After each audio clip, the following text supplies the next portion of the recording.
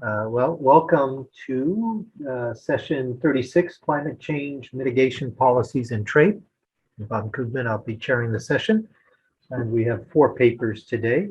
The Impact of Decarbonization on Trade Patterns by Eddie Beckers, Jeanne Metivier, and Anchi Tresa. And then Towards Net Zero Emissions, Impacts on Trade and Income Across and Within Countries by Maksym, Maryla, Israel Rosario Rodarte, Maria Filipa Seara Pereira, and Dominique van de Mensburger, and Climate Mitigation Policy and Restructuring of Global Value Chains with Maksym and Maryla again, and well, pretty much the same authors as the previous paper. And then the final paper, which also has Maksym, as well as Erwin, revisiting the environmental bias of trade policies based on environmentally extended GTAP MRIO databases. And with that, let's get started with the first presentation, and that will be Jeanne. Jeanne, yes. Please go ahead and share your screen, and you have 20 minutes, I believe. Okay, thank you, Bob. Can you see my screen? Not yet. Not yet. And now that's now we see it. Yes, we're good. Okay. The floor is yours. Perfect. Okay, perfect. Thank you, Bob. So my name is Jeanne Metivier. Good morning, good afternoon, everyone. First, so I will present today a paper co-authored with Eddie Beckers, Yunus Anchi-Tresa, and Nihal Yilmaz from the WTO on the impact of decarbonization on trade patterns. This is still a work in progress, so we will welcome any comments that you may have. As a quick overview, so I'll go through the context, even though I think we all know the context by now. The model that we have used, I'll describe the scenarios, some of our results, and some main takeaways, as well as the next steps. The context, there is a greater number of countries that commit to reach net zero emissions by 2050. And as of today, there are about 128 countries that have either set a goal of net zero or are considering reaching net zero by 2050. And so this covers around 88% of emissions. I'll go here to the net zero tracker, which is a website that was implemented by 4 organizations: the Energy and Climate Intelligence Unit, the Data-Driven Environmental Lab, the New Climate Institute, and Oxford Net Zero, which is nice to see which countries have done what in terms of decarbonization. And so in dark green, we have countries that have the target of decarbonization in low, as is mentioned here, with some additional detail on whether they have a detailed plan, some reporting mechanism, whether they are using credits, and which type of greenhouse gas the target is covering. And then there are some countries in orange that don't have anything in low, but have done some declarations or pledges on reaching net zero by 2050. Some countries in red, which have just some propositions or that have this target at least in discussion, and countries in gray, which don't have any targets for now to reach net zero. And then some countries in blue have self-declared they have already achieved net zero. So it kind of gives an idea of the country coverage of which country or city or region, because you can also click on the city and the region is doing what or has been implementing what in terms of target to reach net zero emissions by 2050. So going back to the presentation, knowing that countries are willing to decarbonize their economy by 2050, our main research question will focus on what will be the impact of such a large-scale decarbonization on international trade and on global trade patterns. And so here we're focusing on, in particular, how the content of exports will change over time, who will be the winners and the losers of such decarbonization, whether energy producers who will be affected by this decarbonization will be able to shift their specialization pattern to more sophisticated sectors, and how will comparative advantage in fossil fuel, energy intensive and sophisticated sectors may change. So these are our main research questions that we'll answer through this presentation. Now, how do we do this? Well, we're using the WTO Global Trade Model, which is a recursive dynamic CGE model. There is a complete description of the model in the paper by Aguiar and al. In 2019, and the reference is at the end of this presentation. And we're using GTAP 10 database with the 2014 reference here as our data calibration. Now we're using a slightly different version of the model because we want to have energy sectors. So here is the production structure in our model. And so starting from the top, instead of having imported intermediate on one side and value added on the other, here we have an endowment energy nest with land, labor, and a capital energy nest, which is also split into capital and energy. And so then within energy, we are splitting sectors, first between electricity and non-electricity. So these are CES functions. And then within electricity, we distinguish between intermittent electricity, non-intermittent electricity. So under intermittent, we find wind, solar, and others. And so these represent our renewable energy. Under the non-intermittent, we have thermal, so coal, oil, and gas, and other such as hydroelectric or nuclear power.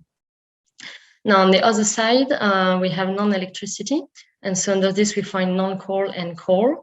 And so for the coal, we're distinguishing between regular coal and coal with CCS or carbon capture and storage, which is coal that doesn't have any emissions associated to it because we're able to capture and store the emissions that are being generated when using this coal. Under the non-coal, we have some hydrogen, oil, gas, and petroleum products. And so for gas, again, we are adding the CCS, the carbon capture and storage technology, which allows us to have a regular gas and gas with carbon capture and storage, and hence zero emissions associated to that. And under the hydrogen, we are distinguishing between green hydrogen, meaning hydrogen coming from renewable sources, and other hydrogen. This is still work in progress, so we're missing the CCS for now, as well as the hydrogen. I'll go back to that. In terms of scenarios, we are implementing three scenarios: scenario of global inaction, divided world, and cooperation towards net zero. First, in the global inaction, so we are assuming that countries do not change much in terms of policies related to climate change. And so this will serve as a benchmark for our other two scenarios. So we're assuming that countries maintain their global shares, well, their regional shares in electrical and renewable energy as of 2021. So about 24% for the global share in electricity by 2050, and about 10% for the global share of renewable energy by 2050. We're assuming that countries maintain their current carbon prices that are in place. They do not take any further action to reach their nationally determined contribution commitments, and they do not phase out coal. So this is really like a scenario where there is an inaction, meaning that there are no additional policies being implemented. In a second scenario, which is a divided world, we're assuming that countries take unilateral actions towards net zero, or at least towards their NDCs. And so they continue with fragmented policies. So under this scenario, electrification and renewable shares grow in order to achieve the step scenarios from the IEA. So the global share in electricity reaches 26% in 2050, and that of renewable reaches 60% by 2050. Carbon prices also grow in order for each country to reach their NDC commitments by 2030. And from 2030 to 2050, we keep on increasing the carbon price based on the previous growth. And coal is phased out, but only for countries that have pledged to do so, meaning the EU, Canada, the US, IFTA, and Korea. In our last scenario, which is a cooperative scenario, countries cooperate to reach a net zero emission by 2050. And so here we have electrification and renewable shares that keep on growing. And then in order to achieve the net zero scenario from the IEA. And so then the global share in electricity reaches 49%. The global share in renewable energy reaches 88%. We add the global carbon tax, which reaches about $300 per ton of CO2 in 2050. So here we're doing an incremental increase in the carbon tax for all countries. So there is global emission trading, and all countries phase out coal by 2050. In terms of results, let's first look at emissions from an environmental perspective. That's what is of importance. So emissions, so here we have emissions, CO2 emissions in million metric tons, the blue line corresponding to the global inaction scenario. And in the global inaction scenario, we would reach about 50 gigatons of CO2 emissions by 2050. In orange is a divided world where we see we kind of keep the same amount of emissions. It's slightly decreasing to reach about 32 gigatons of emissions by 2050. And then in gray, the cooperation towards net zero, which goes down to 14 gigatons of emissions by 2050. Now, as I've mentioned, we're still missing some extensions such as the carbon capture and storage and hydrogen, which should bring these values down for the cooperation towards net zero. Now, in terms of trade, which is the main interest of this paper, so we see a trend of going from global trade in fossil fuels to regional or more localized trade in electricity. And why is that? Well, simply because electricity and renewable energy in general is less tradable than fossil fuel. So if we're looking here at the graphs, so the graphs are showing different shares by scenarios. So in blue, we have 2022, which is just the base year. In orange, we have the global inaction in 2050. In gray, the divided world in 2050. And in yellow, the cooperative scenario by 2050. And then we also divide, we will report results by level of income. So high income countries, higher middle income countries, lower middle income countries, low income countries, and FFDC, which are fossil fuel dependent countries. And all graphs are reported in the same way. So here, the first thing to acknowledge is that the share of electricity production in total energy production is going up for all regions and for the different scenarios of decarbonization, but in particular for the cooperative scenario. If we're looking at the share of total energy exports in total energy production, here we see that when we are going towards the cooperative scenario, the share of energy exports is going down in most regions, except in high-income countries, which is here.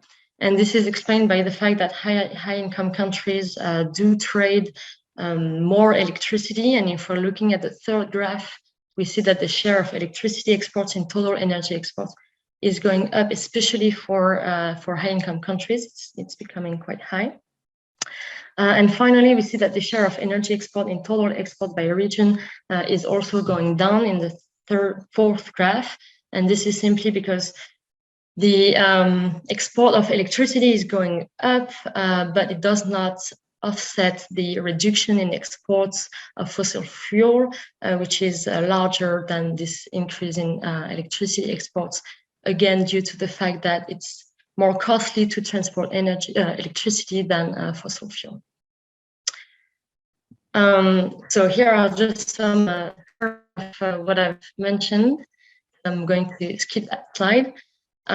In terms of change in real income relative to the global inaction scenario, so here we are representing the percentage change in real income for the divided world in blue relative to our global inaction, and for the cooperative scenario in orange, again relative to the global inaction scenario by 2050. Again, we have the distinction between the different countries and level of income. So here, first, we clearly see that in the divided world, all countries would actually see their real income go down. Whereas under the cooperative scenario, we see that, well, almost most regions except fossil fuel dependent countries and low income countries do benefit from this decarbonization. Now, why do fossil fuel dependent countries and low income countries see their real income go down? Well, simply because these countries are, and especially fossil fuel dependent countries, are reliant on coal, oil and gas. And so, of course, they will be adversely affected by such decarbonization. Now, two things could actually help fossil fuel dependent countries mitigate this negative effect. First is the fact that they could shift their production and exports from fossil fuel to energy intensive and sophisticated sectors. And so here we have the change in output in fossil fuel in the first graph, in energy intensive sectors in the second, and in sophisticated sectors in the third.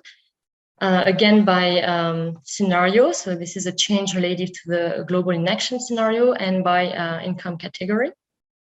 And if we're focusing on fossil fuel dependent countries, so we see that the change in output in fossil fuel is going down. This is the case, of course, for all regions, but fossil fuel dependent countries may be able to increase their production in energy intensive sectors and in sophisticated sectors. And so they may be able to shift productions and exports. Also, if we're looking at reveal comparative advantage, again, for in fossil fuel, energy intensive and sophisticated sectors. So here we have the different scenarios. So 2022, our reference here, global inaction in orange, divided world in yellow, and in green, the cooperative scenario. And we do see that fossil fuel dependent countries see their RCA in fossil fuel go down, but increases significantly in energy intensive sectors, simply because they have more fossil fuel available to produce energy intensive products, and also a little bit, but still increase in sophisticated sectors. The second thing that could help fossil fuel dependent countries offset the negative impact of decarbonization could be a shift towards the production and potentially exports of renewable energy. And so here we see in these two graphs that we have first the potential for solar energy in the world. And in fossil fuel dependent countries, we have included Russia, but also all countries from the Middle East and North Africa. And so here we can clearly see that these countries, well, not Russia, but the Gulf region has a high potential for solar energy. And here we have the potential for wind energy. So it's a little less clear because it's mainly countries on the coast that have high winds, but still in North Africa, we can see that there is a potential for switching to wind energy. Now, of course, this will probably not offset their loss in exports in terms of fossil fuel exports, because these are less tradable, but it could be a way for fossil fuel dependent countries to offset some of their losses from decarbonization due to their reliance on fossil fuel. Jeanne, you have about 4 minutes. 4 minutes. Okay, perfect. More than I need. So just a few takeaways. So decarbonization, as we have seen, should lead to a reduction in energy trade with a shift from fossil fuel to electricity exports, which are more localized, more regionalized. Some regions may be adversely affected, so it's important to have complementary policies to help these regions, first to decarbonize their economy, but also to cope with the adverse effect of decarbonization. And on this, there's a paper by Pesco and al. From 2019, which provides, which explains how asset diversification, such as switching from investing in physical capital to human capital, could help these countries switch to shift their patterns of specialization. And finally, global cooperation is essential if we want to reach decarbonization, global decarbonization by 2050. And actually, if we think about the map with the geographical potential for renewable energy, we see that there is kind of a mismatch between the regions where the potential for renewable energy is high and the regions where innovation in renewable energy is high. And so global cooperation on green technology will be extremely important to avoid such a mismatch. And on innovation, actually, there will be a paper presented by Enchi at 2:30, which again explains the importance of the diffusion of innovation in green technology. What are the next steps? So for us, we would like to add to our model hydrogen. This is actually almost finished. And carbon capture and storage in order to bring emissions in the cooperative scenario down to something closer to zero. Yeah, I'll stop here. I would like to thank you for your attention, and I'm welcoming any questions or comments that you may have. Okay, thank you, Jeanne. So let me open it up to questions from the floor. You can put them in the chat or you can raise your hand. I see one hand raised. Julio Fournier, please take the floor. Oh, yeah, thanks for the presentation. Can you hear me? Yes. Great. I have two questions. The first one is more technical. So how do you model carbon prices in your CG model? Are these carbon taxes or are these emission trading systems or something like this? And my second question is, I just wondering if your scenarios include mitigation policies in other sectors, such as a follow, for instance, agricultural, transport sector, etc., building sector. For instance, are they included in your carbon pricing schemes? So the emissions in these sectors. Thank you. Thank you. Should I answer? Yes, go ahead and answer. And then we'll go to Maryla. Okay, thank you, Julio. So to answer your first question on carbon prices, so yes, so far they are modeled as a carbon tax. Well,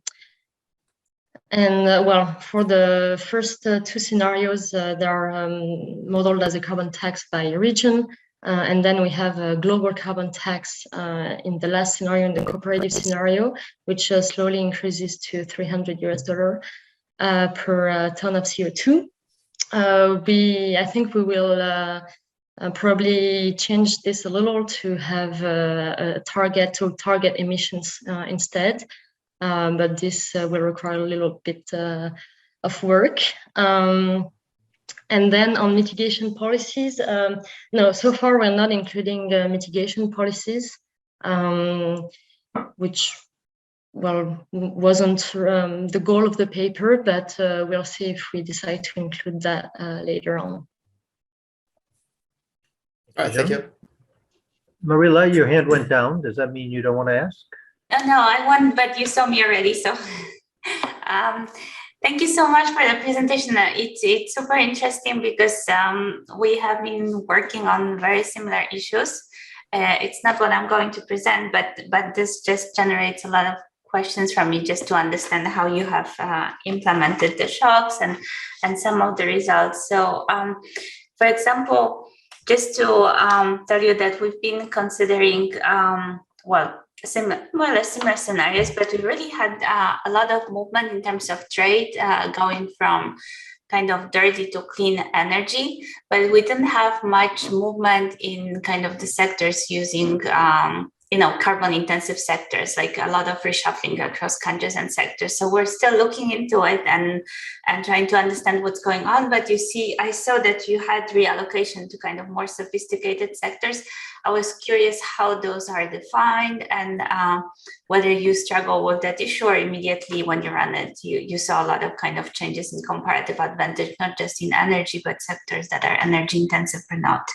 And just clarification, are you imposing CBAM in the non-cooperative scenario or the carbon border adjustment taxes on trade or not? That's it. Thanks so much. Okay, thank you. So about the sectors, so we have defined our energy intensive sectors, and then we have our sophisticated sectors. So energy intensive, such as like chemicals and what else? I'm losing some heavy industries, of course, and then sophisticated, which are more electrical equipment, electronical equipment. So we have aggregated our sectors. Well, so like for now, we have about 12 regions and 22 sectors with 20 without hydrogen. We will have 22 with hydrogen. So yeah, thank you. I see that, and she just replied. So still aluminum, cement for energy intensive sectors. And then for the carbon tax, here we included carbon in the divided world scenario. We included carbon taxes.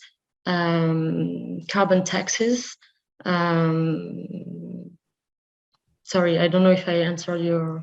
I was wondering if you have CBAM, so the for example, to avoid, let's say a country has a more ambitious climate mitigation goal, so it has a higher carbon price, and so it's imposing taxes on imports of countries that might have less ambitious mitigation goals and therefore lower carbon prices.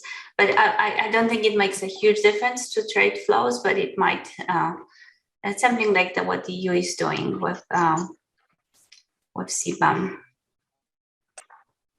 Okay, if we could, you can take that offline, and let's go to Ellen Fox for the next question, and then there's a question in the chat I'd like to get to. So. Okay. Hi, thank you. First, can you hear me? Yes, we can. Yes? Excellent. It's better than yesterday. I was having trouble. My question goes to the shift in trade patterns, specifically with respect to electricity, because at least intuitively for me, the way that electricity is traded is materially different than fossil fuels, right? A lot of it is high frequency trade. Landlocked is good, right? Because it's usually much easier to do it over high tension power lines suspended above the ground as opposed to either, underwater between countries. And, loss rates are, you're right, it increases with distance, but, integration of Europe, there could be a lot of high frequency trade load balancing across areas, a tendency for exports to go west because the sun rises in the east, and we're not going to change that. And the way that wind patterns affect this, all that is like dependent upon a dispatch model or something like that, which of course is not what you're doing. But is there a way of capturing some of that flavor in your model to reflect this sort of, instead of the intense long distance point to point fossil fuel maritime transport, as opposed to the dispersed electric export or trade and load balancing that, in 15-minute increments. Obviously, you're not going to be there, but that nature. Thanks. Yeah, thank you for your question. That's a good question, and well, we've been thinking about it because it's totally different to transport electricity or to transport fossil fuel. So we would like to work on our transport sector and maybe add some features to account for well, the distance that's being traveled, of course, but also like the way, the type of product we are implementing. For now, we don't have this, but yeah, that's something that we need to work on. Interesting Thanks. perspectives. Thanks, Alan. So a question from Francesco Clora. How do you plan to model hydrogen and carbon capture storage? Thank you for the question. So that's also something we have been thinking about. So hydrogen is almost done actually. And so to go back to the graph I've shown on the production structure, we have a split chemical into three chemical, like hydrogen, green hydrogen, other hydrogen, and regular chemical. And so we have now these two new sectors that are part of the production structure. For carbon capture and storage, so the idea was to again have a split between regular coal and coal with carbon capture and storage. And within that, we would have the technology of CCS itself and the coal or the gas needed. And so both would be needed to get the coal CCS sector. So this is the idea we had in mind. And for CCS, we still need to do some work on the data in order to calibrate that in our model. Thanks, Jeanne. And Erwin, last question. Yeah, thank you, Jeanne.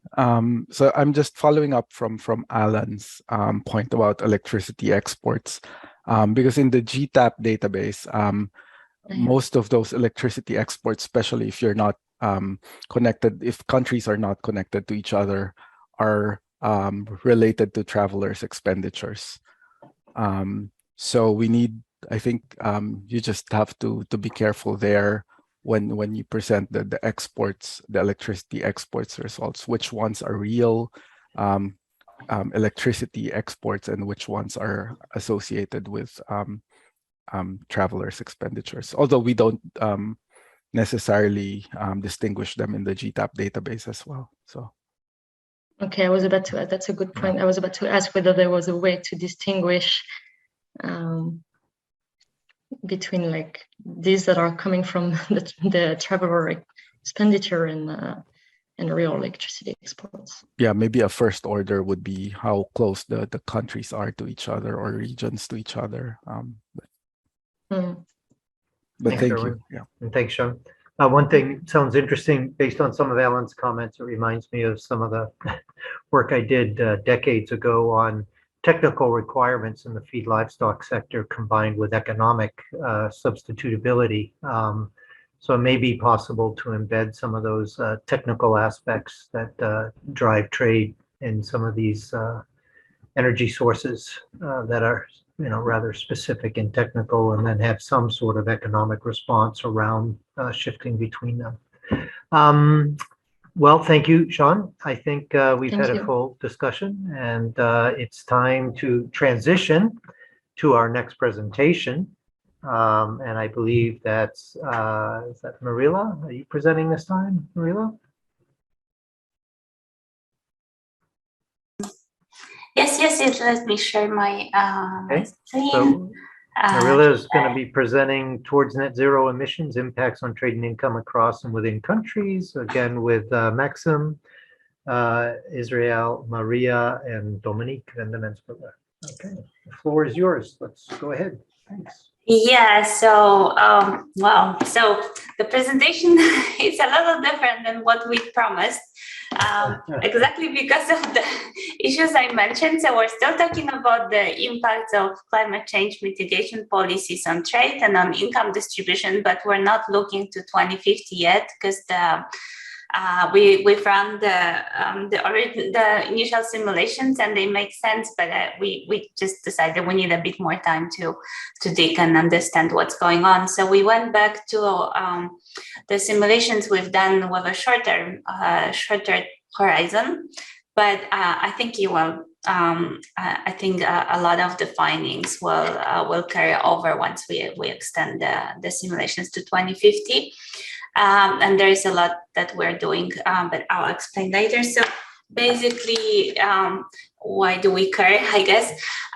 So we know that the impact of changing climate and transition to a low carbon world will lead to different economic outcomes between and within countries, and we simply want to understand what that means. And we expect significant changes in energy structures that will result in a changing comparative advantage and reshuffling of the structure of output and trade. And that, of course, will carry over to the implications for workers that are employed in those sectors or regions, and the implications are likely to differ by gender, skill level, and location. And this is something that we are going to delve deeper into this research, which is still ongoing. So you won't get all the answers today, but you will get some flavor of the story that's emerging. And that builds on, of course, on a lot of previous studies, but in case of the co-authors, because this is a joint work with Maksym, Israel, Maria, and Dominique, they've already looked at this in terms of the longer term horizons and just NDC commitments. And their findings were that the NDCs have progressive impacts on income, and it was caused by several factors, but such as lower relative prices of food versus non-food items, which always tend to benefit the poor, who spend a much larger share of their income on food, but also through the general decline in skill wage premia, driven by changes in income. But we'll get to it. So what we're using here is the standard version of Envisage. So and that's the work that was done for the Trade and Climate Change report that the bank put out this year. And so it's still missing the split between renewable energy, and that's why we're only looking to 2030. And the focus of this work was on global value chains. So it's we're using the GTAP MRIO Data Base, and I think that it's a pretty standard version going to 2030, replicating historical growth rates, and COVID, which I'm going to get to in a few minutes. It's coupled with the micro simulation tool, Global Income Distribution Dynamics, the GIT. And the two models are basically connected by, so even before we run the CG model, we take the projections of the population growth and labor force growth rates by gender and by skill type from the micro simulation tool. We plug them into the CG model, and then when we have the outcomes, which include changes in wages, changes in employment across sectors, and food prices and income, those are transferred back into micro simulation tool, and they are therefore consistent with the initial inputs from the micro simulations, allowing for harmonization of results. But the scenarios that we look at in this paper, well, first we took quite a bit of time trying to replicate what COVID meant for trade flows and how they're going to recover. Obviously, because it had a significant impact on the sectoral composition of trade. but then in terms of the climate mitigation scenarios, so I should keep track of time. We consider 3 scenarios, and we start by looking at NDCs, so similarly to our colleagues from WTO presenting just earlier. But then we look separately at the impacts of the EU Green Deal, so more ambitious mitigation goal, because we wanted to see what that means, especially for trade flows of countries exporting to EU, and separated. We also separated the impact of CBAM, because a lot of our country clients are really worried about CBAM, and kind of ignoring that it's part of a package, that CBAM should not be treated in isolation, and it really comes on top of the NDCs, and of course, in conjunction with the EU Green Deal. But we split it so that we can understand the relative importance of those policy changes on trade flows and on income, because we felt there was a lot of misunderstanding around it. I will not go through details here, but basically what it means in terms of the COVID shock, we try to focus on things like just dropping international tourism, moving away from activities that require human interaction, the food supply shock, and we replicate the reduction in global oil prices from IEA. And then in terms of Green Deal, it's just the EU is cutting emission by 55% in 2030 relative to 1990 level. And in terms of CBAM, at the time where we did it, we didn't have access. The announcement wasn't there yet. So it's an upper bound of the impact, since we cover scope 1 to 3. And we cover the entire GTAP sectors that cover the 5 sectors that are actually covered by CBAM. So steel, fertilizer, aluminum, cement, electricity, for example. When we talk about fertilizer, we cover all chemicals. So the CBAM impact should be treated as an upper bound. Okay, moving on to I will give you some intuition behind the findings. So what we're looking at, we're trying to understand the changes by sectors and changes by regions. And we also have country level results, but here we just try to aggregate them at to show a global picture with based on World Bank regions. But first, thinking about sectors, of course, what we expect is that a more so this is the impact of the EU Green Deal and CBAM on EU imports. So basically, just to show the sectors that are being targeted by more ambitious mitigation targets.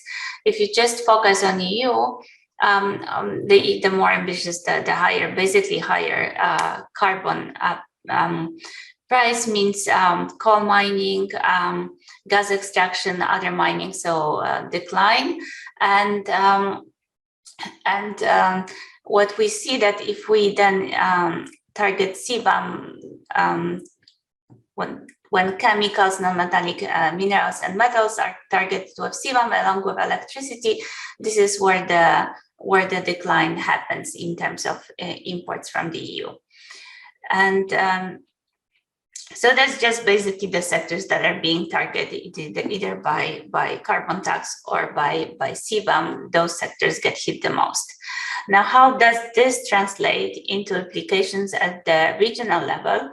It depends on 2 things. It depends on the carbon intensity of exports to EU, and it depends on the share of exports of the given region in GDP. So just first, and that will determine the impact on total exports, and also to some degree it will also determine the impact on income, which is what we are interested in as well, just to understand the distributional impact. So basically the regions that are hit the most are on the left-hand side, the ECA, mostly due to really high intensity of relatively high carbon intensity of exports, and also a high exposure to exports to EU, and in China, South Asia, and other countries are relatively less exposed, and actually some countries' exports are relatively clean. This is focusing on CBAM alone, just to show the mechanism that, for example, EAP exports are relatively less carbon intensive, and just like with an SCG model, when there is some reallocation of exports from across regions, and EAP is the region that benefits relatively more, and I will explain it in a minute. Maryla, you have about 10 minutes. 10 minutes. Okay, sure.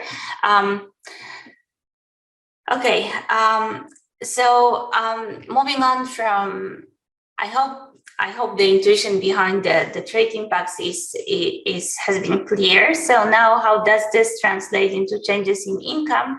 And so basically, here is an example of NDCs, and it's pretty proportionate. So basically, the more ambitious mitigation goal, the more you want to reduce your emissions, the more you're going to hit your income, in the absence of course, any policies that would alleviate those outcomes. So that's a pretty standard result. But what does it mean when you try to compare the impacts across NDC targets, EU Green Deal, and CBAM? And this is what we wanted to illustrate, that a lot of colleagues are asking us, the government is asking us what's the CBAM is going to mean. And of course, it's going to be significant for some sectors and for even regions within countries that are producing the output of those sectors. But at the macro level, there is a lot to be, the attentions need to be put on the impact implications of the climate mitigation policies alone. So on, for example, for ECA, just a more ambitious EU target by EU means quite a significant decline of income, above 1% total of NDCs, and then CBAM adds to it, but it's really the majority of income is driven by basically EU mitigation goals, not so much the CBAM. And I wanted to just highlight very quickly the results for Turkey, but I'll just go over them very quickly. But it's just in line with the intuition. What we see declining under NDCs is coal mining, metals, chemicals, the carbon intensive sectors, but some other sectors that are less carbon intensive are expanding. And specifically, if we look at the exports to EU, then we see the expansion of sectors such as vehicles, electronics, and light manufacturing. And that's repetitive.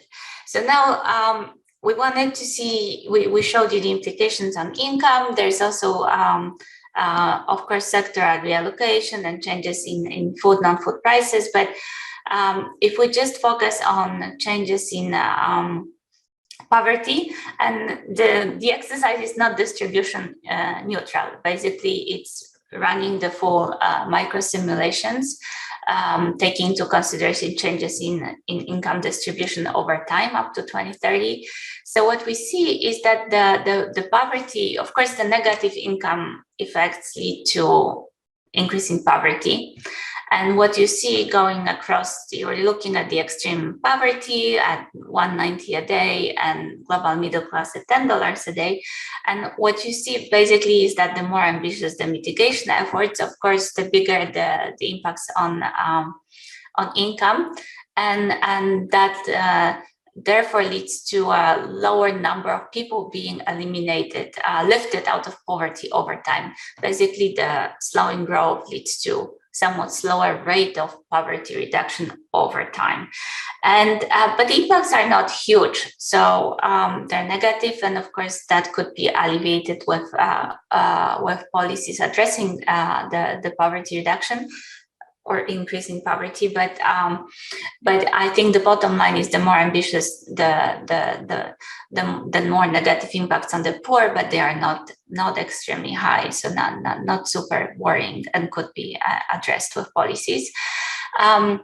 And then another thing we wanted to see is what this means for inequality.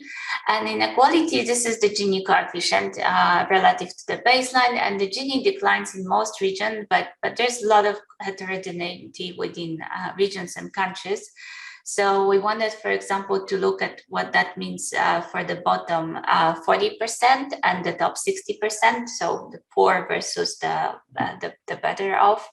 And we see that there's large heterogeneity of outcomes across regions. And we just, for example, we looked at Sub-Saharan Africa, and there seemed to be not much going on. They seem to be losing kind of equally. But if you look at the country level, there's a huge heterogeneity of outcomes. For example, Nigeria, the impacts are quite significant, while in Rwanda, for example, there are not as much. So we decided it's a nice summary, especially in it seems to be progressive. If you look at high-income countries, the poor seem to be relatively losing less, but one really needs to look at the country level.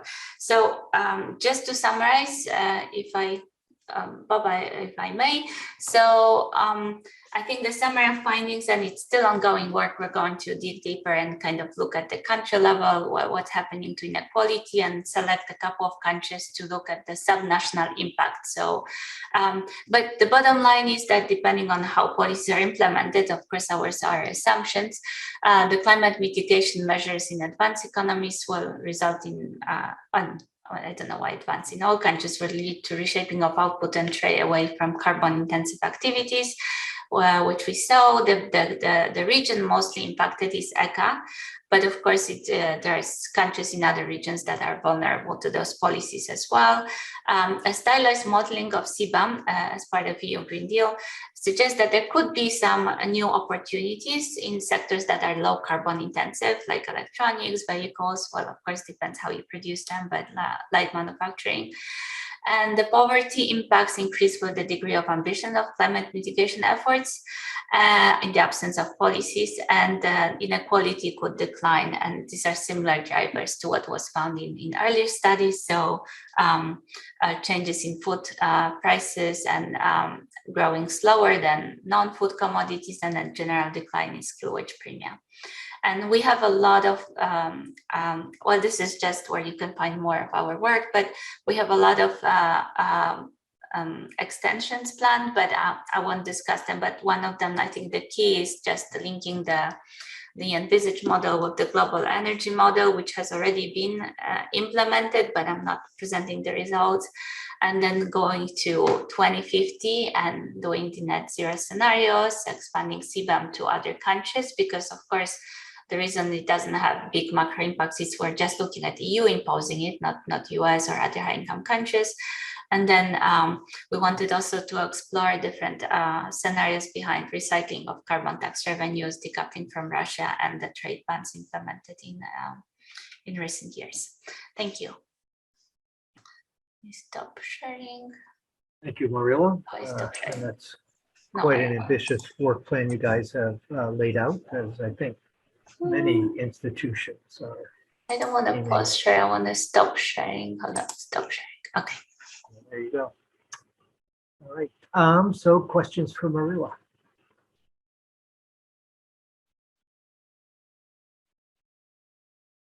Seeing any come in. I found it interesting you focused on sort of one. Up, here we go. I'll defer to Julio. Julio, go ahead. All right. Thanks for the presentation. I have two questions. Maybe I missed this because I had some problems with my connection. But as long as I understand, in your model, all the countries sort of follow or commit. I mean, they follow these NDCs, right? National. Well, they want to mitigate emissions based on implementing a carbon price, right? Sorry for this. And if yes, are the CBAM used by the European Union also sort of based on bilateral differences in carbon prices? First question. And the second question is, what are actually the gains of calibrating your CG model using GTAP MRIO data? Just to be clear. But do we answer each question, or do you, okay, I think we answer after. Take them as they come, please. Yeah. Okay, so So yes, so in the first scenario is NDC. So it's just the level of ambition depends on the specific country commitments, and some countries have very low commitments, so meaningless basically. It's not much is happening by 2030. But my colleague Maria will delve into the details of that. So hopefully you can stay for that, and she will show you the commitments at the regional level. But under NDCs, yes, this is just consistent with the Paris commitments. And CBAM is imposed on bilateral differences, yes, based on but it's only imposed by EU. So it's based on the relative differences in carbon prices, but only by the EU in our current scenario. Yeah, all right. But again, more on that in Malia's presentation. And you said, what's the benefit of using the MRO? Again, this is because we wanted to focus on global value chain. So we wanted to, so the benefit of using MRO is that allows you to split imports by agent, and you can have the imports of intermediate inputs, capital goods and final goods. And since we wanted to focus specifically on regional and global value chains, we wanted to track this intermediate inputs trade and the backward forward linkages. And that's what Maria will present in her presentation. That's why we use that. Thank you. Because we're focusing a lot on trade. All right, thank you for the question, Julio, and the answers, Maryla. Anybody else at this point? I guess my question is more big picture than I was going to ask before Julio raised his hand, and that was why did in this paper did you focus on the EU policy? Just curious, the EU policy environment. I think for 2 reasons. One is because it was the kind of the first one likely to be, well, clearly to be implemented by 2030, an ambitious one compared to US, for example, but also because a lot of our clients are exporters to EU and they were really worried about CBAM, and we're trying to shift the debate a little bit towards, thinking big picture that, NDCs and are going to impact your trade pretty significantly. So maybe think about it and there was, so just to include it in CCDRs, we are doing this climate change development reports for several countries that are exporters to EU. So that was also of interest to them to understand that aspect. Thank you. Does anybody else have questions for Maryla? If not, we can proceed to Maria's presentation, as that seems to be rather complementary. I think you took a research project and kind of split it into at least 2 presentations, perhaps more, given what I see in this panel. So we're going to have Filipa Seara Pereira present on climate mitigation policy and restructuring of global value chains. So here we'll see the MRIO start to show its strengths. Maria, the floor is yours. Thank you so much, and good morning, everyone. As mentioned before, this is a different perspective of a work that has been ongoing. And as you can see, I'm going to talk a deeper insight on global value chains with climate mitigation policy. So the first part, it's a very short introduction, is a bit of the motivation why global value chains and why they matter. The second, I will talk a bit more about the scenarios that you use, not so much as the model, because Maryla already talked a bit about it. So I'm going to dig in the scenarios. And then I will show some of the results. Not all, but some of the results that we already have. So during the last 3 decades, global economy has experienced dramatic transformations. I think we all feel it lately, the changes on trade, and we are still feeling the impacts.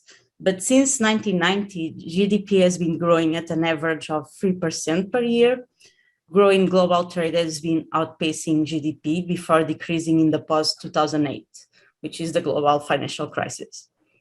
Such rapid economic growth has been accompanied by an uptake in global value chains, which has been driven by a number of factors, such as declining transport and communication costs, increasing technology progress, and as well as lower barriers to trade and capital flows.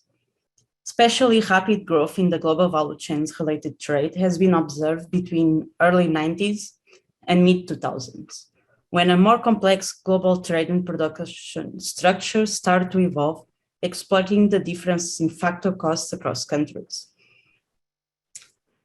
Digging in a bit of the numbers, global value chain trade as a share of global trade grew rapidly from 37% in the 70s to over 50% in the 2000s. Between 1990 and 2070, the growth of global value chains contribute to an increase in the share of low and middle income countries in global exports from 16% to 30%, and a fall in the proportion of the world population living in extreme poverty from 36% to 9%. We know that East Asia, and especially China, is behind this success. So as Maryla mentioned, we are using the Envision model with the GTAP 10 version of database and MRIO version. Our baseline scenario, we are using GTAP projections till 2022 that show a slow recovery post 2022. The emissions are consistent with the EEI forecast. Carbon prices are implemented for ETS sectors in the EU, and the ETS sectors cover carbon dioxide emissions from electricity to each generation, energy-intensive industry sectors such as oil, steel, production of iron, aluminum, metals, etc. Here I'm showing the graph showing the emissions of our baseline, our COVID, compared to a non-COVID baseline. And we see that the pandemic is estimated to have reduced global CO2 emissions, but its impact on achieving climate change goals is expected to be limited. The pandemic has shifted down the current policy emissions trajectory in almost all countries and regions, and the global CO2 emissions are estimated to have decreased by around 7% in 2020 relatively to the 2019. These short-term emission reduction trends are expected, again, to have a limited impact on long-term emission pathways. Oh, another thing that I want to mention in this baseline, here we are using the COVID shock, which is basically a 5% increase in the cost of imports, a sharp drop in international tourism, a shift in household demand away from service that require close-in personal interactions. It also includes a food supply shock, a shift towards communications technology, as we are living right now, and a reduction of global oil prices. This is our first scenario, the implementation on NDCs, the National Determined Contributions, which refer to emission reduction targets under the Paris Agreement. These targets are specified in the form of CO2 emission reductions in 2030 relatively to the pre-COVID baseline scenario levels. We assume that countries implement carbon pricing policies to reach NDC commitments. The model estimates the carbon price level for each region consistent with these emission reduction targets that we can see here. Corresponding 2030 carbon prices range from less than $5 per ton CO2 in sub-Saharan Africa, countries India or Malaysia, to more than $30 per ton CO2 in Brazil, Turkey, the EU, and some other high-income countries. In addition to the NDC targets, we consider more ambitious climate mitigation efforts by the EU.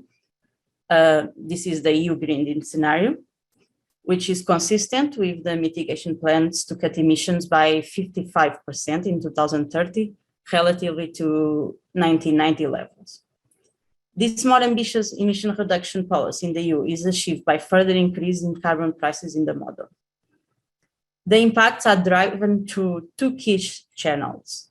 First, to the increase carbon price in the EU from $39 per ton CO2 under the NDC to $213 ton per CO2 under the EU Green Deal, there is a lower demand in fossil fuels in the EU. This has adverse impact in regions like Middle East and Central Asia, which includes Russia, as the EU is one of the primary destinations of fossil fuels exports. Now with the Ukraine invasion, some changes happen here. This is not considering the lasts. Secondly, due to the increasing price of carbon in the EU, production becomes more expensive, which negatively impacts key destinations in the EU energy-intensive exports. Unlike the EU carbon tax, which mainly impacts demand and prices for fossil fuels, CBAM puts more pressure on energy-intensive goods, such as metals, chemical products, non-metallic minerals, and electricity. As a result, main exports of these commodities to the EU, ECA in chemicals, metals, and electricity, and China and MENA in chemicals, are among the regions that experience low exports following the CBAM implementation. As Maryla mentioned, the CBAM covers all scopes, 1 to 3, so it's an upper bound in the ETS sectors, the steel, cement, electricity, fertilizer, aluminum. We implement CBAM as a tax imposed on region and commodity-specific carbon content of imports to the EU. The carbon price level that is used to determine the CBAM rate is estimated as a difference between the carbon price in the EU and the carbon price in the country region of the imported commodity origin. All important commodities that correspond to the ETS sector are assumed to be covered by the CBAM, as mentioned. Now we give a look to the results. Climate change mitigation policies could fundamentally reshape global value chains to a far greater extent than transitory shocks like the COVID pandemic that just happened. The impact of global value chains is already apparent as firms shore up vulnerabilities in production centers and governments adjust climate policies to reach their commitments under the Paris Agreement. However, new opportunities will arise for developing country exporters in low carbon sectors, such as computers and electronics, motor vehicles, and so, which can become even more deeply integrated in global value chains. The EU Green Deal, representing a more ambitious climate mitigation target that goes beyond NDCs, leads to a reduction of carbon-intensive sectors, such as coal, gas, and other mining sectors. Implementation of the CBAM leads to a reverse trade patterns compared to the EU Green Deal impacts. Imports of fossil fuels moderately increase, while carbon-intensive imports of commodities covered by the EU ETS fall significantly.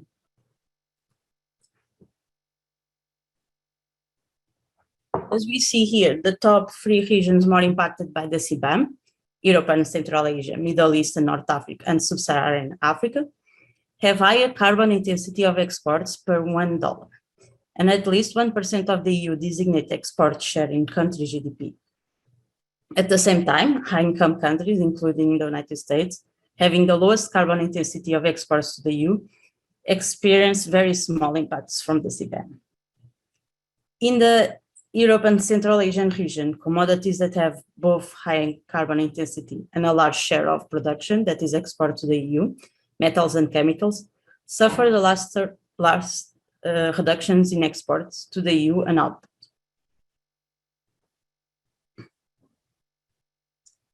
Decomposing the impact of these climate mitigation measures on the global value chains participation rate, an overall trend of declining global value chains participation is observed by country and region. Impacts are rather moderate and range from minus 2.5% in Western Europe, a region with the most mitigation policies in our scenarios, to essentially no impact in some countries with a high global value participation rate in low carbon intensity commodities, such as Philippines, Malaysia, and Vietnam. Despite minor impacts of the NDC's targets on global value chains participation, some countries and regions increase their participation in global value chains. This is the case of countries which benefit from changes in trade patterns. India, South Africa, Philippines, and some countries in Latin America are examples of this. Moderate negative impacts are experienced by countries such as EU, Turkey, Brazil, and the rest of East Asia. Implementation of the EU Green Deal reduces global value chain participation for Western Europe. Integration in global value chains declines by around 0.8%. At the same time, with the redirection of trade flows and increasing trade intensity outside the EU, global value chains participation rate for most other countries and regions increases. Only the closest EU trading partner experienced minor reductions in global value chain participation due to the EU Green Deal.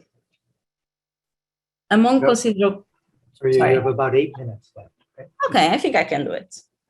Among considerable climate policy measures, CBAM has the most adverse impact on global value chains participation, with increasing taxes applied to carbon-intensive EU imports.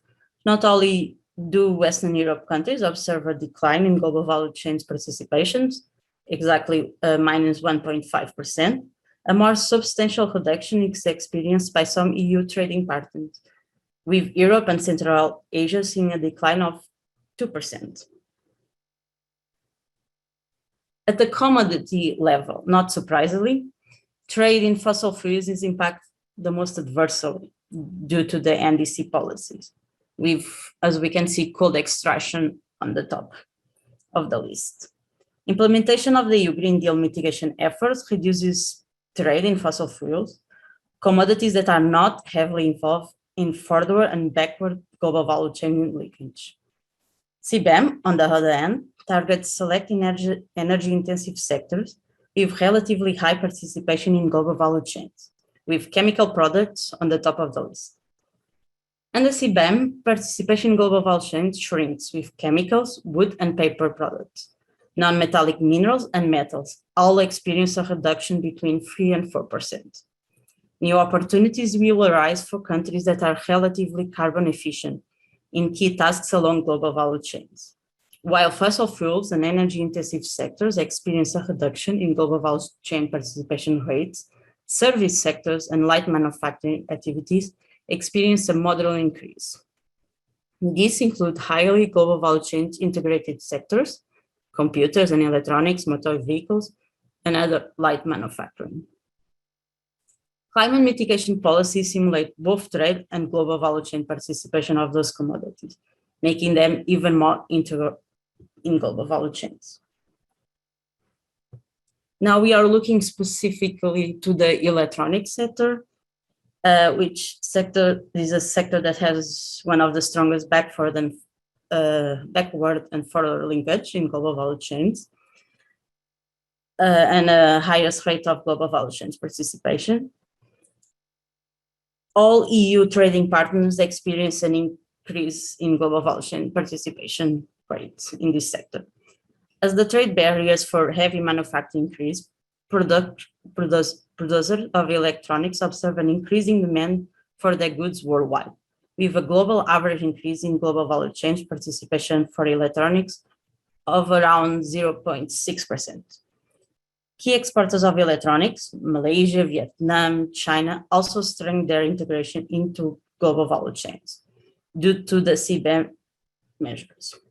Thus, the climate mitigation policies not only lead to the decarbonization of the economy, but also stimulate a high integration into global value chains of the low carbon intensity commodities. Finally, this is my last slide, and just very quickly, trade can support sustainable supply chains and transition away from carbon-intensive sectors, lowering tariff and non-tariff barriers on imports that embody new technologies can drive productivity growth and adaptation. Implementing NDCs to achieve climate goals can help them export these new opportunities in low carbon-intensive products. And the global community can help developing countries adopt climate smart agriculture and build capacity for trade facilitation reforms. And mutual recognition agreements covering environmental goods can help developing countries meet the regulatory requirements of developed countries, cutting time and costs. While multinational firms are key drivers of green gas emissions, they can also help to improve the environmental performance of domestic firms to supply chains pressure and green technology transfers. And that's it. Thank you, Maria. There is one immediate question, again, from Julio in the chat. And he's wondering about the impact of your COVID shock on your long-term projections. Does it make a difference if you ignore that shock? In future work, we look more further to 2050. Here we are focused on 2030, and yes, we'll have a bit more impact in the long term than we have in the short term. And about ignoring the COVID, there is a bit of difference, because as we saw in the graph that I show, COVID lower emissions. So it helped the countries to meet the NDC's target. It was not enough. The countries still need to do some work, but it did help reducing emissions. It's interesting because if you look at the recovery, I wonder if the composition of the recovery takes us back more towards the original base rather than the COVID adjusted base. I don't know the answer to that question. Yeah, that's a fair point, because with the recovery, we saw a lot of compensation for the emission safe. And that's a fact that maybe we are back to the initial point. Yes. Yeah, it'd be interesting to look at that. We have a question from Maksym. Maksym, please. It's more follow-up comment on Julio's question. So as also Maria mentioned, so what we find is that in a number of countries, the COVID shock is already enough to reach their NDC targets. So, and of course, this is reached with a different composition of economy and trade, yeah, compared to carbon pricing.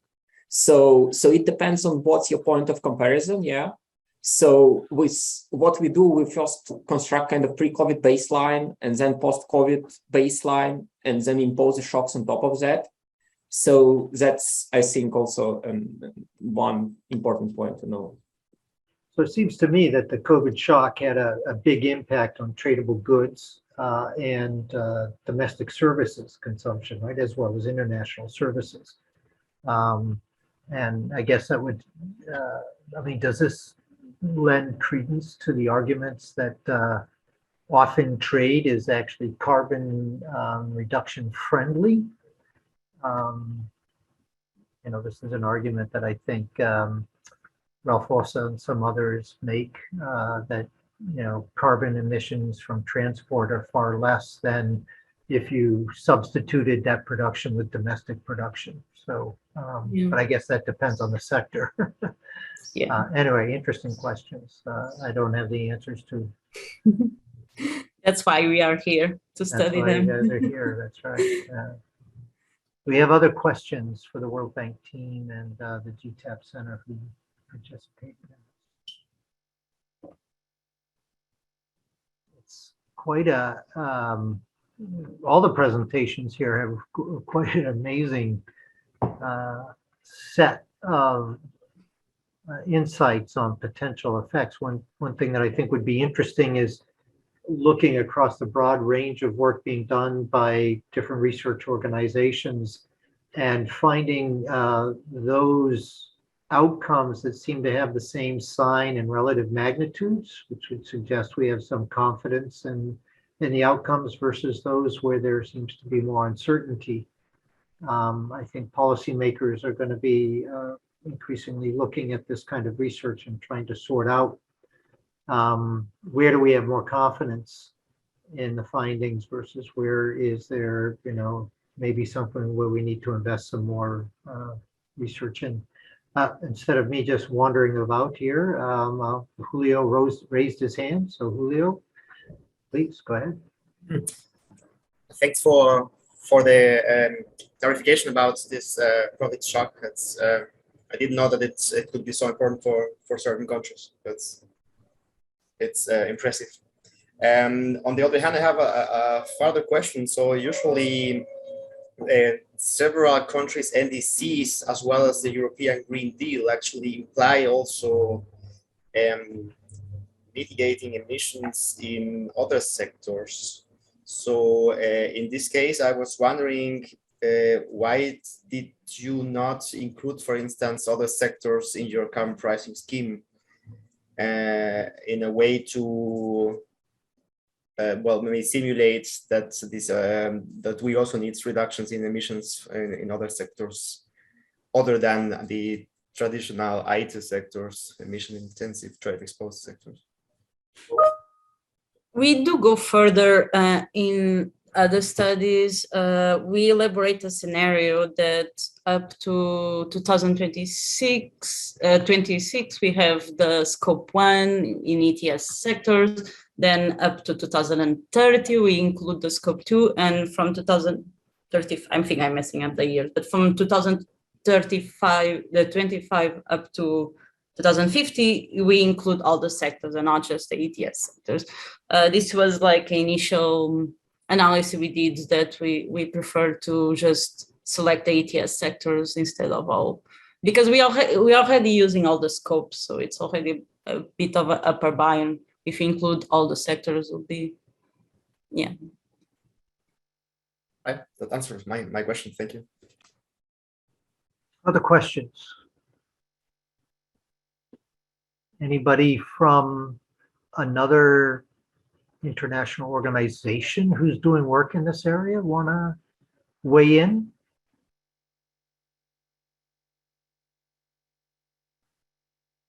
Silence. There is a question in the chat, I think. Okay, sorry, I missed that. Thank you. I'm trying to get to it.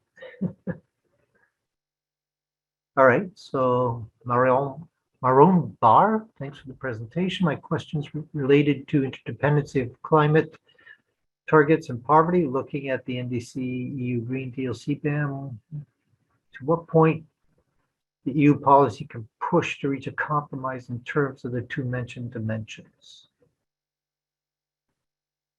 Maryla, anybody want to take that question on? It's a speculative question, I think, about the ability maybe to form a climate club or something like that. I can start and then see if my co-authors have things they want to add as well. But I think at least from the preliminary assessment to 2030, we really don't see big poverty increases as a result of those policies. So I think that's a good message. I mean, for example, looking at sub-Saharan Africa, we see that the economies are more diversified, and those policies do not have huge negative implications on them.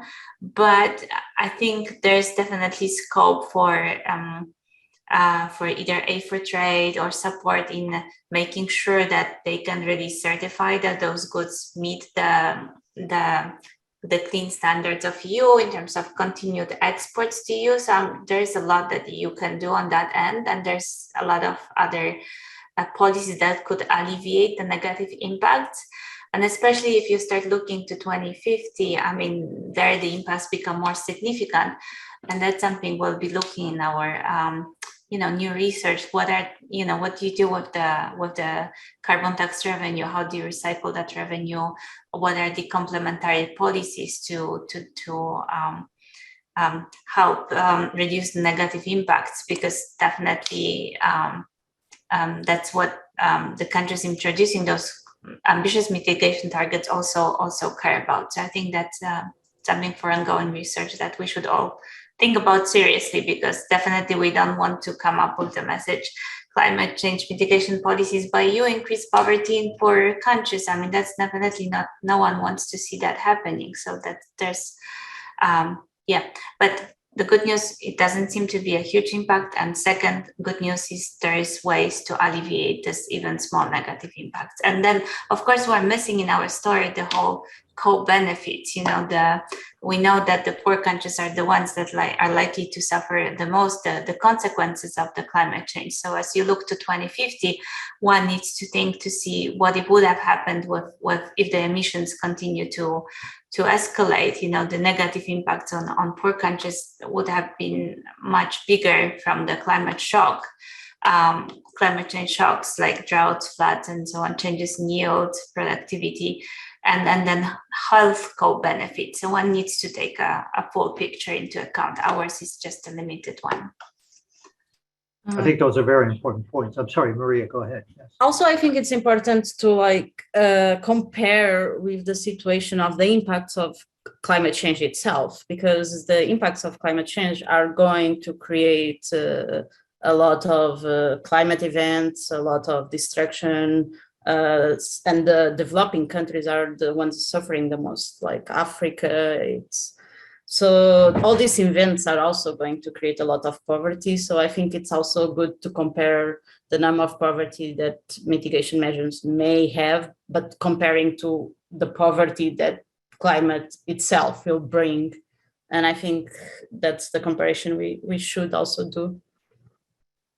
I think elaborating and articulating what some of those global cooperative compensation mechanisms might be, as well as the requirement for domestic adjustment programs, but also looking at them across sectors and labor categories. I think that's going to be very important. But you're absolutely right, Maryla and Maria. I think comparing them to a baseline, the shocks that would come from not mitigating climate change, to illustrate that there are significant adjustment costs there. And then sort of articulating how you can mitigate these things, both from the climate policy, but also the other policies that are needed. So much more work remains to be done to have this conversation.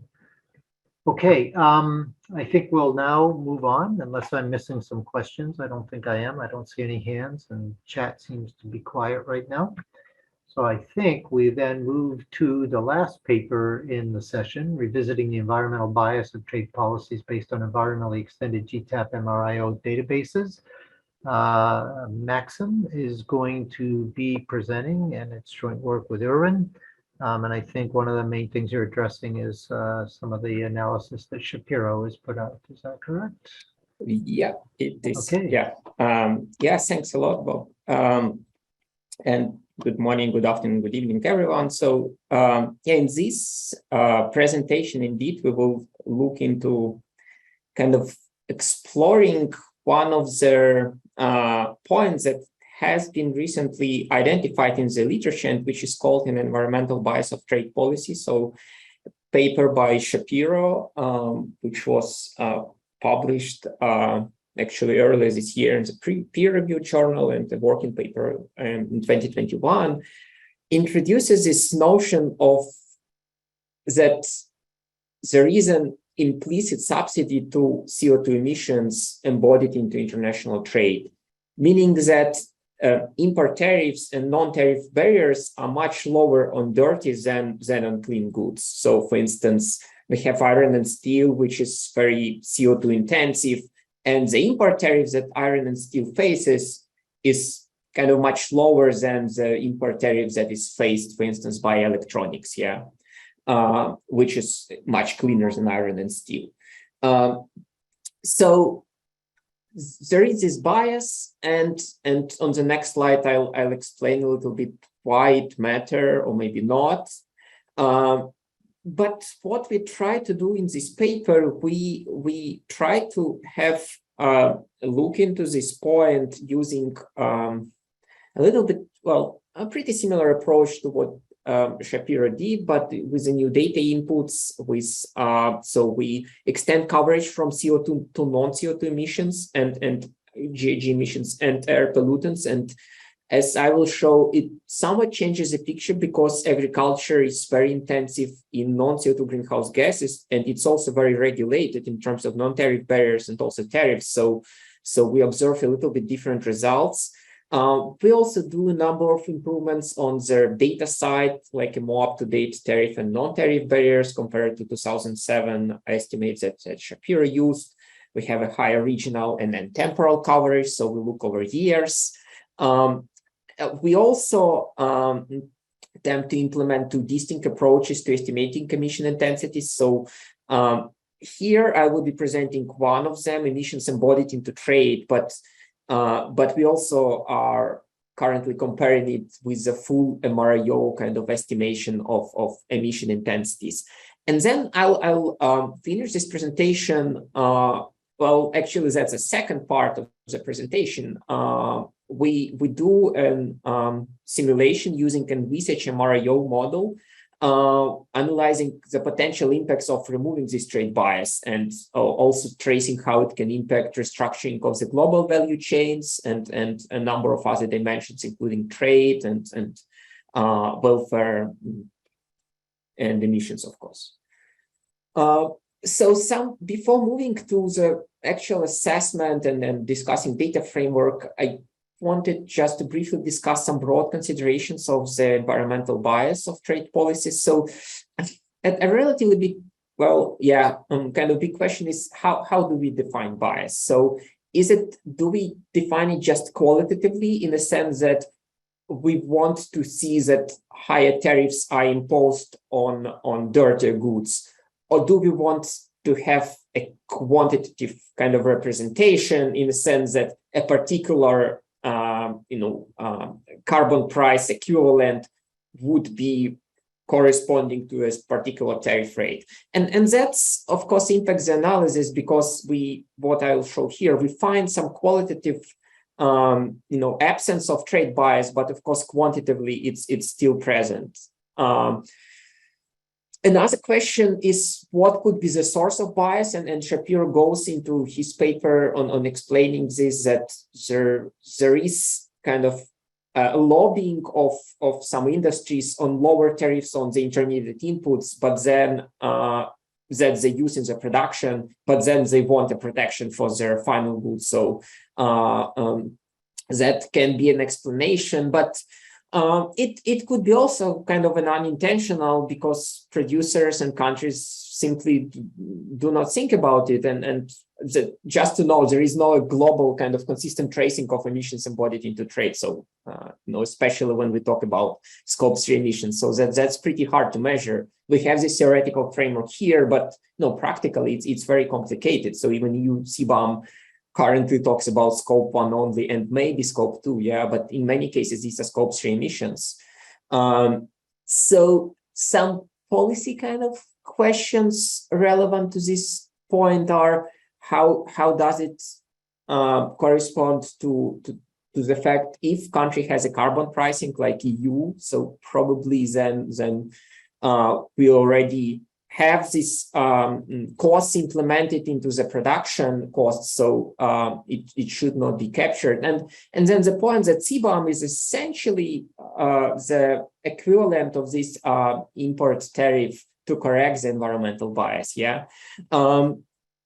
Also, it's interesting to consider how do we take into account if there are non-fiscal regulations implemented by country on let's say environmental regulation, which is not an explicit pricing, but it changes the cost of the good and it leads to a cleaner production. So how should this be accounted?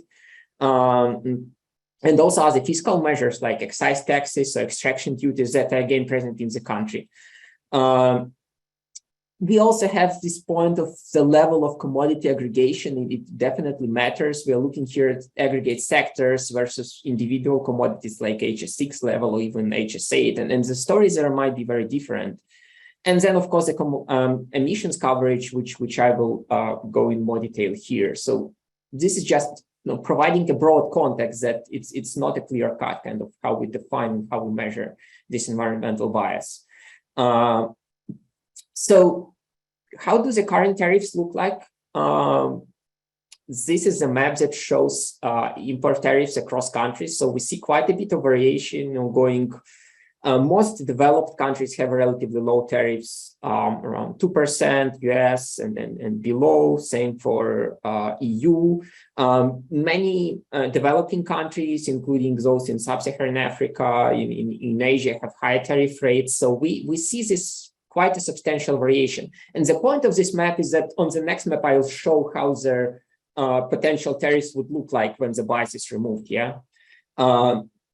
So just picture, kind of take a snapshot in your mind of this map, and now here comes the map, how the tariffs would look like if we impose an equivalent of $52 carbon price, which is social cost of carbon estimate in US. So we see that this would lead to a relatively much flatter tariffs, so variation between 1 and at most like 7%. And the interesting fact is that I didn't point it out in the previous slide, but so I'll go back. So the world average tariff is around below 3%. That's what we have for 2016, and what we would have with this import tariff equivalent of $52 carbon price is a median tariff of 3.2% and world average tariff of 2.7%. So essentially, we would have approximately the same tariff revenue, at least as a global level, but just the reallocation of tariffs. Yeah. So that's something to keep in mind when then interpreting the results. Okay, so what we are doing in this paper, and just to know that we focus on the analysis of environmental bias here of trade policies, but we also kind of have in mind developing an environmentally extended GTAP-based MRIO database with a number of inputs. So we start from the GTAP 10A MRIO database, then we add non-CO2 greenhouse gases, process CO2 emissions, we add air pollutants, we add material accounting based on the recent work that we did for the GTAP circular economy database. And this allows us to trace the material inputs of primary commodities such as iron ore, bauxite ore, other non-metallic minerals. And then we combine it with the non-tariff barriers database based on the recent work by Cadeau and colleagues.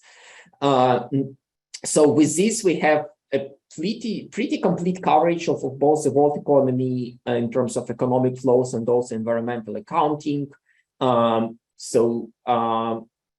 then we plug it into the envisaged MRIO model, which has been also featured in previous presentations.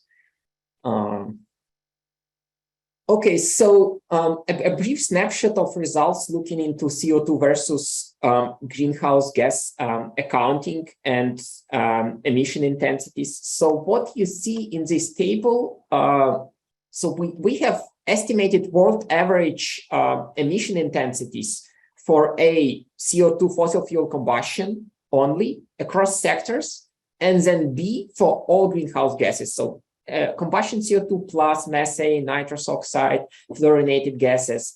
And then we sorted these sectors from those with the highest emission intensity to the lowest emission intensity. And what you can see here are top 5 with the dirtiest sectors and bottom and top 5 kind of cleanest sectors. Yeah. So first, let's look into the CO2 from fossil fuel combustion only. So what we see here is that so the mean emission intensity over these top 5 dirtiest sectors is 700 grams per $1 US, and the import tariff is under 2%. So pretty low import tariff, high emission intensity. And then the 5 cleanest sectors have emission intensity of 160 grams and a substantially high import tariff, almost 5%. So when we look into CO2 from fossil fuel combustion only, we can say, well, there is definitely this bias in the sense that dirty sectors face higher tariffs, lower tariffs, sorry. But when we add other greenhouse gases, so first we see there is a change in the composition of sectors that pop up at the top. So we see a lot of agricultural commodities here, bovine cattle, paddy rice, bovine meat, processed rice, So essentially, and these sectors are heavily protected. So the import tariffs for them are pretty high. And this changes the picture. So we see that their emission intensity first is much higher because we include this all as a non-CO2 greenhouse gases, but the tariff rates are also higher. So this kind of changes their qualitatively the pattern, yeah. And then for the top cleanest sector, we see that tariffs are lower. We also find that there is similar increasing in emission intensity with increasing tariff for the PM 2.5, which is a major air pollutant. Okay, so we then also decompose it across countries and across regions. So we look into OECD versus non-OECD and CO2 versus greenhouse gases. We find that so what you see here is import tariff plotted on the vertical bar.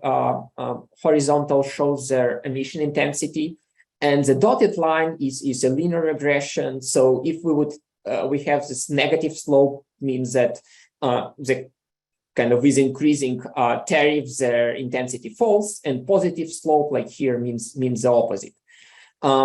And we see that for the case of OECD and CO2 emissions, we definitely have this bias. The same is for non-OECD countries and greenhouse gases. But for OECD and greenhouse gases, non-OECD CO2, we have a positive slope. Still, this slope is relatively low. So, for instance, in OECD and greenhouse gases, the slope is 0.16, and this is equivalent to around $2 carbon price. So, we can, if we really measure carbon at much higher price, like the social cost of carbon, we can say that in all these pictures there is a bias. If we measure bias qualitatively, then we can say, well, it's not so clear, because in some cases we see that there is this positive link. So we also looked into the changes across years, and we see that across years, tariffs falls, emission intensity falls, and the bias kind of becomes, or non-bias becomes less prominent. So essentially, the slopes of curves they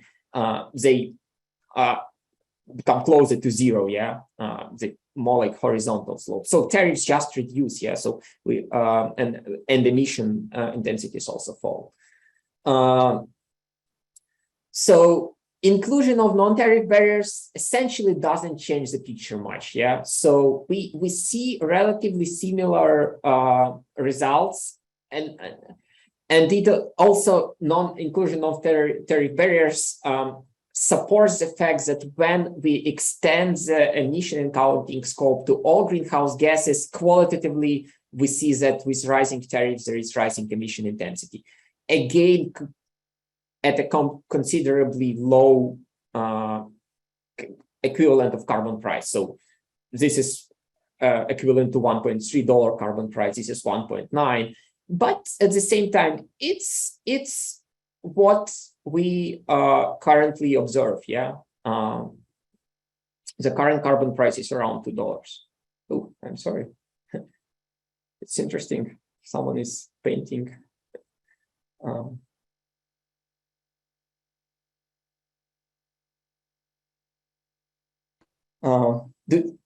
Sorry, Bob, do you also see that someone is painting the PowerPoint? Yes, yeah, we also see that. Okay. I'm not sure, maybe I can stop sharing and then reshare. Maybe that would work. Okay, go ahead. Yeah, and then, okay. Yeah, okay, I think this should work. Okay, so what we do next, we look into their potential impacts of eliminating this trade bias. So what we do, we look into 3 levels of carbon pricing consistent with different estimates of the social cost of carbon for US, and we plug those estimates as a targeted, so we estimate their import tariff equivalence of these carbon prices. And on this chart, you can see an example of how the tariffs would look like on US imports from Mexico. Yeah, so definitely an increase in tariffs for like pretty emission intensive transportation sectors, some heavy manufacturing, but a relatively low tariffs on services and light manufacturing under 2% and 3%. So we then include these scenarios as shocks to their and research MRIO model. We use a static formulation for this particular exercise. So what we find is that elimination of this trade bias could lead to double dividends. So we see that with a reshuffling of tariffs and restructuring them based on their emission intensities, we observe an increase in global welfare, not substantial, but positive. So between 0.2 and 0.12%, depending on the carbon price. And then we see a reduction in global greenhouse gas emissions between 0.2% and up to 0.6%. Yeah, so we see that there is this double dividend.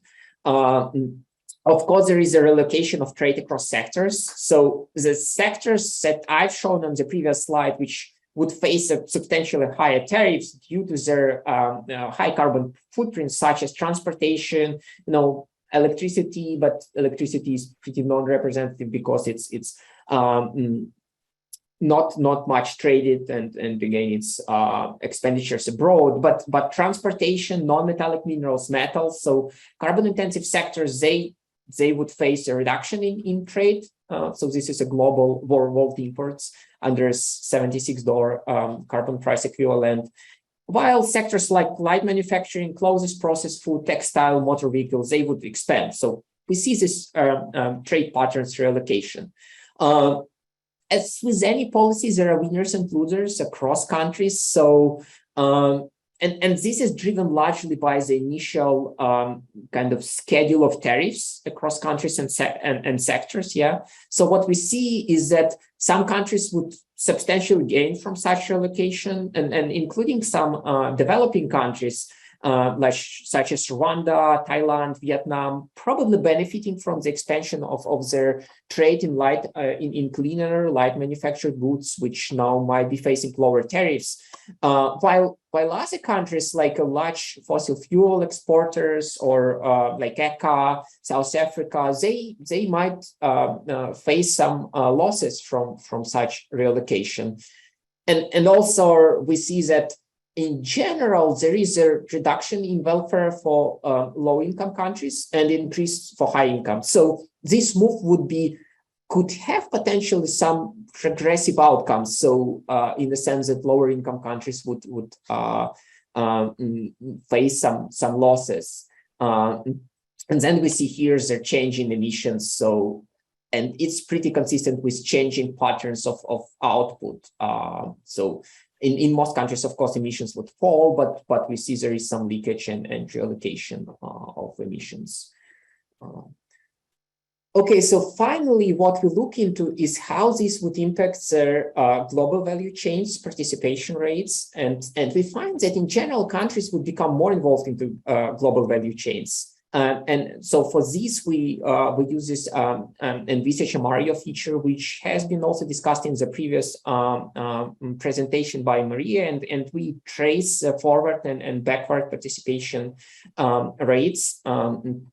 So this picture shows changes in rates across countries, and we see that in most countries, rates increase, and especially this increase for the case of countries that are large producers and exporters of light manufacturing goods, clean light manufacturing goods, Vietnam, Malaysia, and in US, European countries, but then exporters of fossil fuels or heavy manufacturing goods, well, for them, their participation rates might decrease and they might be somewhat worse off. Overall participation rate increases global average. This is the case of $76 scenario. And the last slide before moving to conclusion is looking into changes in participation rates across sectors.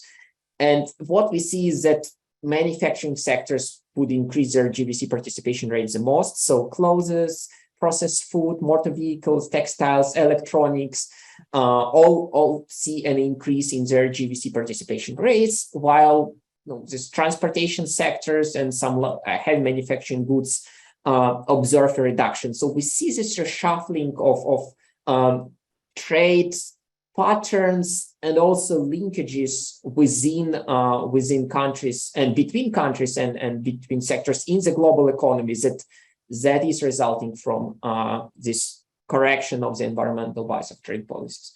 Okay, so to conclude, looking into the quantification of the trade bias, emission coverage matters. So in the previous work, Shapiro was looking into CO2 emissions from fossil fuel combustion only. We find that if other greenhouse gases are included, which covers agricultural commodities, which are in turn substantially protected by tariff and non-tariff barriers, this somewhat changes the picture.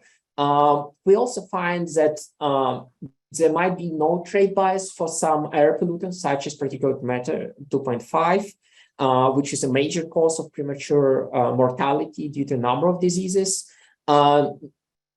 We find that elimination of trade bias can have double dividends, so it could result in global welfare increases, greenhouse gas emission reductions, not substantial, but pretty significant. There are, of course, winners and losers across countries due to reallocation of trade patterns. But in general, GVC participation rates increase and manufacturing sectors benefit the most. And finally, some of the next steps. So we are planning to explore the full Mreo framework. So tracing their linkages across, in our case, all 9,000 plus kind of linkages. So comparing it with emissions embodied into trade approach featured here. And then also in more general terms, we are planning to extend the environmental dimension of our framework, so including food loss and waste tracing, biomass tracing into their database. And I'll stop here. Thank you. Thanks, Maksym. Before you close your slides, could you go to page 15? Yeah. Do you have air transport in there twice? Air transport it's one. over here on the right, and then there's from the left-hand side, it seems to be there with different measure. So this one is probably not air transport. It's good catch. I think it's a wrong label. Okay. So yeah. Just want to clarify that. Yeah, thanks. Yeah. Sorry for this. Yeah, it's definitely not air transport, because I recall that air transport is kind of impacted the most adversely because it's relatively emission intensive. So yeah. All right. Thank you, Maksym. Questions, please, from the floor.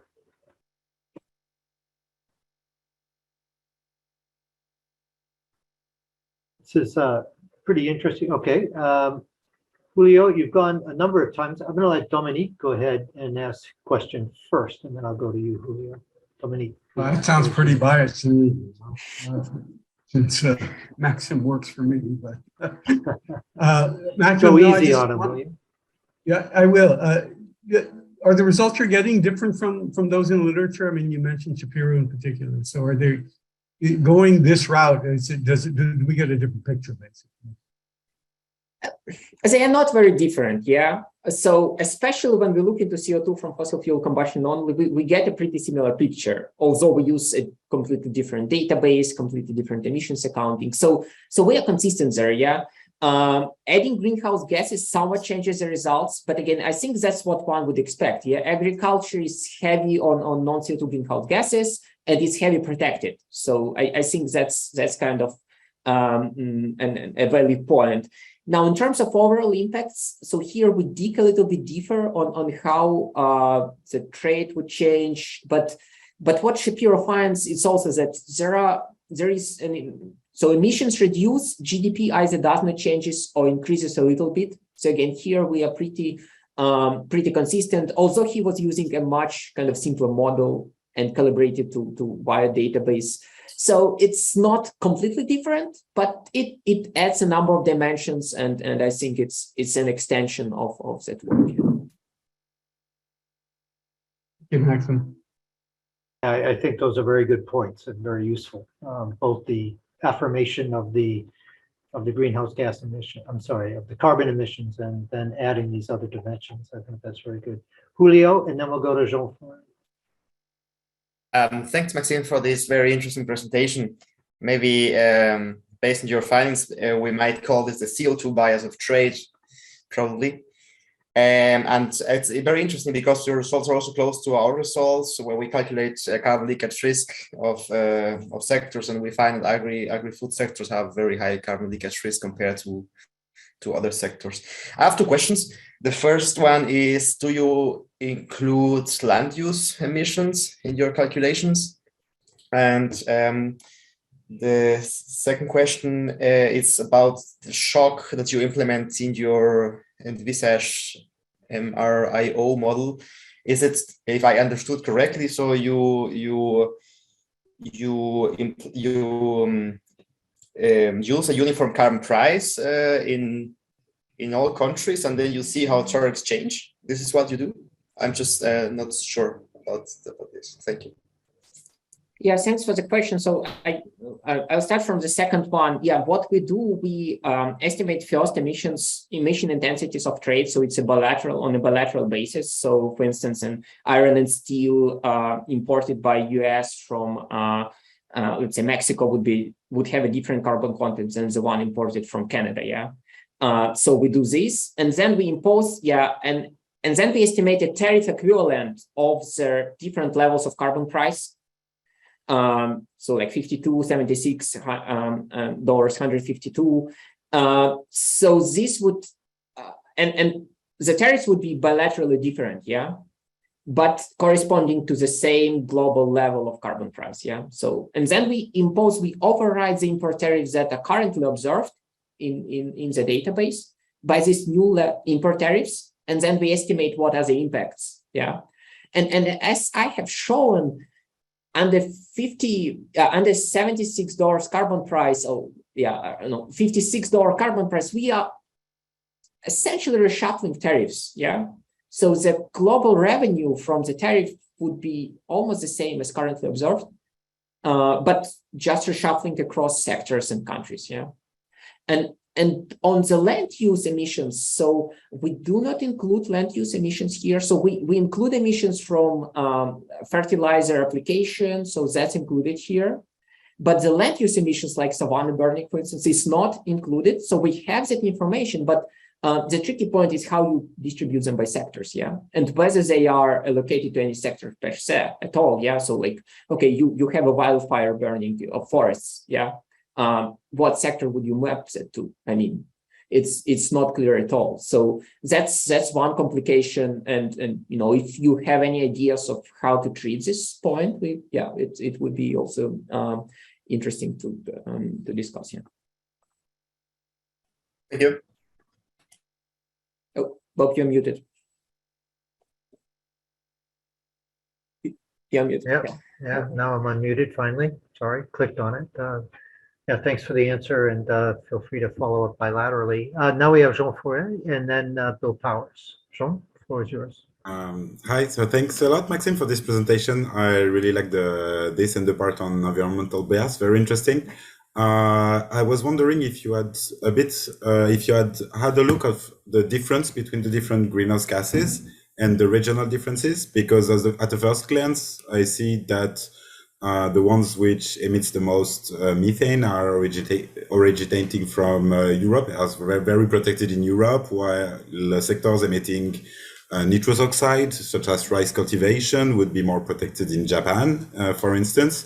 So did you have any regional or differentiated pattern between the different greenhouse gases in this bit bias?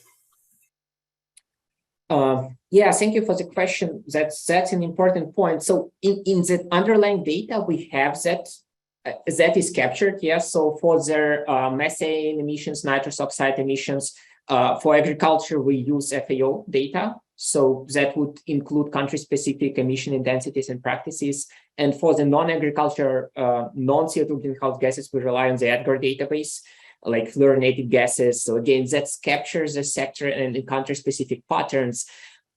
We have not kind of explicitly explored here and decomposed the results by different types of greenhouse gases, but and across countries, but that would definitely be a very valid point to explore and to see how the patterns kind of differ. Thanks. Okay, thanks, Maksym. Bill, floor is yours. Thanks. Can you hear me? I'm using a different audio setup. Great. Maksym, I think it was really clever of you to think about sort of expanding the impact or the types of greenhouse gases and things that are considered here. But I wouldn't mind hearing a little bit more about what exactly is covered. And if I think of a car, it obviously takes a lot of energy to produce a car, but then it takes a lot of energy to produce the inputs to the car, the steel or the rubber. And then once I have it in my garage, I'm going to put a whole lot of energy, either electricity or gas, into that thing over the life cycle of it. And so I'm curious which of those things you have measured here and which could be measured over time, because ultimately I think if we actually thought about the entirety of the environmental damage of my car, it's probably pretty enormous. We should probably think about putting a pretty huge tariff on that thing. So what have we captured and what could we capture going forward? Yeah, thank you. That's a good clarifying question, and also motivating in terms of thinking of potential extension. So what is captured here is essentially an entire carbon footprint of the commodity. So if, for instance, you buy a car from Japan, then what the tariff would measure is all emissions embodied into production of that car in Japan. So it would include emissions from steel, and from rubber production and plastics that came into that car. But then emissions from combusting gasolines that you use while driving, that's a final consumption, yeah? So, and that's something that would need to be addressed domestically. So, for instance, by carbon price or by excise tax, and for this, for instance, EU has a relatively high excise taxes compared to US, trying to capture this environmental bias of domestic combustion. Yeah, so that's the difference. And I think an important point to note is that different people drive cars differently, so we do not know in advance how much you or I would use gasoline to drive. Yeah, maybe maybe I'm driving 10 times more or less than you, so it won't be, I think, fair to kind of impose the same import tariff on the cars that you and I bought, even if it's the same car. But then correcting it with a domestic policy, having a carbon price imposed or excise tax on the actual petroleum consumption, that seems to be more specific and kind of targeted, yeah.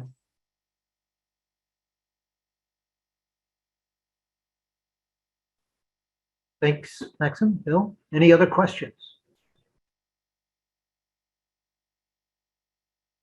Well, not seeing or here. Whoops. There is one in the question. chat. Yeah, just pull up. Mashi, do you want to unmute and ask your question? Yeah, sorry. So I was thinking that as upstream sectors are claimed to be those that are polluting the most and also have like lower tariffs, whether it would be like feasible in a way to implement carbon taxes, but based on the position of these sectors in GVCs, in order to make it possible to switch to cleaner production technologies in these inputs. Well, so partly that's what, for instance, EU is doing, trying to implement a carbon price on selected sectors such as ETS. And then, yeah, we might consider them targeting selected sectors that are the most carbon intensive and imposing tariff rates on them. But then, to some extent, the question is, where do we draw the line? Yeah, and I mean, it gets, of course, yeah, it's a theoretical exercise. Yeah, so as I mentioned, even tracing Scope 3 emissions currently, I'm not sure even EU has set up methodology and monitoring system to trace them. Yeah, so that's pretty complicated. and then even in ETS sectors, yeah, and then doing it beyond that would be even more complicated. So from the policy perspective point of view, it could make sense to start from a selected sectors that seem to be the most kind of polluting, and then impose a tariff on them. But there are a number of complications. Yeah. Yeah, no, I agree. That was also what I had in mind. Also, if it's more disaggregated, then you can really identify this upstreamness component, whereas the same sector could have components that are both upstream and downstream, and it's quite aggregated. Yeah. Thanks. And even talking about iron and steel, which seems to be a pretty uniform sector on the one hand, but then since we have electric arc furnaces production, which is essentially recycled steel, and we have blast furnaces, which is essentially a very dirty and polluting primary steel, yeah. And here we have just a single sector, so we do an average, and then if it's secondary production, it's much cleaner. It should face a lower tariff. So even this kind of simple from the first side sector is already kind of challenging to represent in this framework. Okay, thank you. Last call for questions. If not, I'd like to thank all the presenters. Lots of very interesting work here. Clearly, lots more work to be done, but very important work. Policymakers are going to be paying very close attention to the developments in this area. So well positioned to start giving them hopefully good insights. Thank you all. And I encourage you to think about joining a session coming up in a few minutes. And that session, if I can find it here, session 42 on trade and climate change will be starting at 2:30. Yours truly will be moderating that session also, and I think some of the presenters are showing up again. So thank you very much, and thanks to the presenters.